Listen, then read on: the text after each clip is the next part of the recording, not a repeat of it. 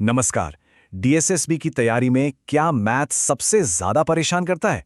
मतलब क्या यही वो सेक्शन है जो स्कोर को नीचे खींच लेता है? अगर ऐसा लगता है तो आज हम इसी को बदलने वाले हैं। हमारा लक्ष्य बिल्कुल साफ है, एक ऐसी पक्की स्ट्रेटजी बनाना जिससे 20 में से 20 अंक लाना संभव हो सके। देखिए, ज्यादातर एस्पिरेंट्स के लिए मैथ्स का सेक्शन ही वो एक दीवार बन जाता है ना, जो उन्हें सक्सेस से रोकती है। ये एक बहुत ही कॉमन डर है, और अगर किसी को ऐसा महसूस होता है तो यकीन मानिए वो अकेले नहीं है। लेकिन एक मिनट रुकिए, चलिए इस डर को ना एक अलग नजरिए से देखते हैं। सोचिए, मैथ्स ही तो वो अकेला सब्जेक्ट है जहां अगर कॉन्सेप्ट एक बार दिमाग में बैठ गया तो पूरे के पूरे नंबर लाना भी मुमकिन है। तो एक चुनौती नहीं बल्कि एक बहुत बड़ी अपॉर्चुनिटी है। तो चलो इसी अपॉर्चुनिटी का फायदा उठाने के लिए आगे बढ़ते हैं। एक बात हमेशा याद रखनी है, सक्सेस सिर्फ घंटों तक किताब लेकर बैठने से नहीं मिलती। वो मिलती है एक स्मार्ट स्ट्रैटेजी से, एक ऐसी स्ट्रैटेजी जो स्कोर को सही दिशा में, मतलब ऊपर की तरफ ले जाए।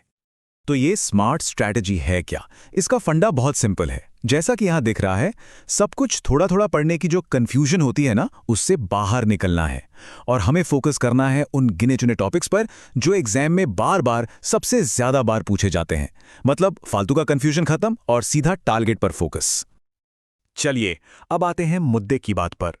अब हम उन इंपॉर्टेंट टॉपिक्स को जानेंगे और साथ ही कुछ ऐसी धांसू ट्रिक्स देखेंगे जो एग्जाम हॉल में आपका कीमती समय बचाएंगी। तो पिछले कई सालों के पेपर्स को एनालाइज करने के बाद ये वो टॉपिक्स हैं जहां से सबसे ज्यादा सवाल आते हैं। ध्यान से देखिए, प्रॉफिट एंड लॉस, और उसमें भी वो बेईमान दुकानदार वाले सवाल। फिर टाइम एंड वर्क, सिंपल और कंपाउंड इंटरेस्ट, मेंसुरेशन जिसमें प्रिज्म, सिलेंडर, कोण आता है, फिर mixture and ratio, speed, time, distance, और हाँ, ट्रेन वाले सवाल, एलसीएम, एचसीएफ और एवरेज। बस तैयारी की शुरुआत यहीं से करनी है। चलो एक क्लासिक प्रॉब्लम को पकड़ते हैं जिसे देखकर अक्सर लोग घबरा जाते हैं। बेईमान दुकानदार वाला सवाल। देखते हैं कि कैसे एक सही तरीका इसे एकदम मक्खन जैसा बना सकता है। अब इस तरह के मुश्किल सवाल को सॉल्व करने का सबसे बेस्ट तरीका है रेशियो मेथड। देखिए यहां हो क्या रहा है।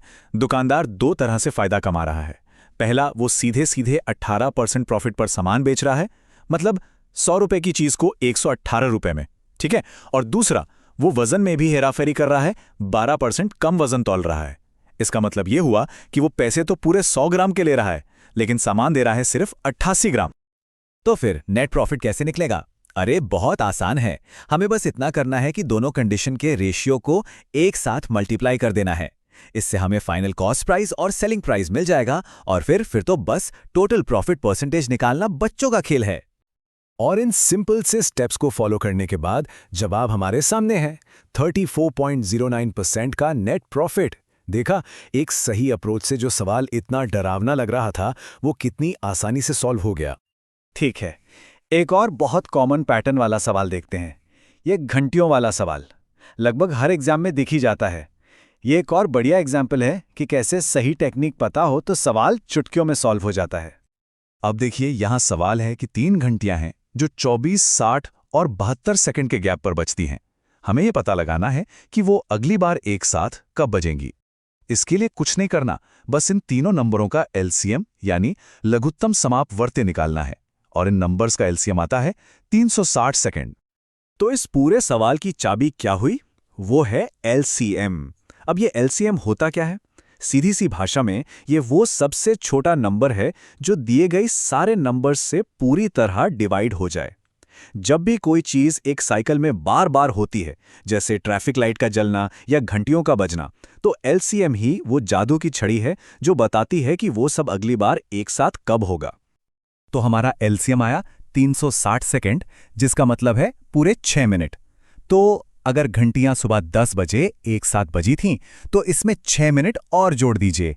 अगली बार वो बजेंगी ठीक 10:06 पर। बस हो गया सवाल सॉल्व। तो हमने कुछ तरीके तो देख लिए, अब इन सबको जोड़कर देखते हैं कि 20 में से 20 स्कोर तक पहुंचने का हमारा फाइनल एक्शन प्लान क्या होना चाहिए। ये रहा आपका simple 3 step action plan. Step 1, जो हाई फ्रीक्वेंसी वाले टॉपिक्स हमने शुरू में देखे थे, पहले उनमें मास्टरी हासिल कीजिए। स्टेप 2, सवालों को सुपर फास्ट तरीके से सॉल्व करने के लिए रेशियो मेथड और एलसीएम जैसी शॉर्टकट टेक्निक सीखिए और प्रैक्टिस कीजिए। और सबसे ज़रूरी स्टेप 3, अपनी स्पीड और कॉन्फिडेंस को बूस्ट करने के लिए पिछले सालों के जितने हो सकें उतने सवाल सॉल्व कीजिए। और जाते जाते एक बात हमेशा याद रखिएगा, मैथ्स ना उस दोस्त की तरह है जिस पर हम हमेशा भरोसा नहीं कर पाते, लेकिन आखिर में अक्सर वही हमारी सबसे ज्यादा मदद करता है। तो अपने इस दोस्त पे थोड़ा भरोसा कीजिए और इस डर को एक बड़ी सी अपॉर्चुनिटी में बदल दीजिए। तो अब सवाल सिर्फ एक है, तैयारी की शुरुआत किस टॉपिक से होगी? क्योंकि अब सिर्फ सीखने का नहीं बल्कि सही स्ट्रैटेजी के साथ जीतने की तैयारी शुरू करने का समय है।